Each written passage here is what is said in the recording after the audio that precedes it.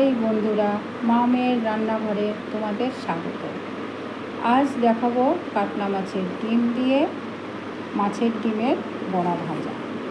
তো চলো শুরু করা যাক।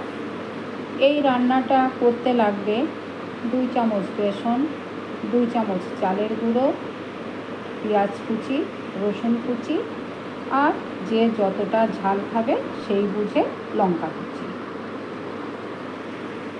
আর মাছের ডিমের বড়া, যেহেতু মাছের ডিম তো লাগবেই, আর স্বাদ মতো লবণ আর হলুদ দিতেও ভুলো না কিন্তু। এবার একটা ব্যাটার তৈরি করে নেব। প্রথমে মাছের ডিমটাকে ভালো করে চটকে নেব, তারপর তাতে এক এক করে সব দিয়ে মিশিয়ে নেব।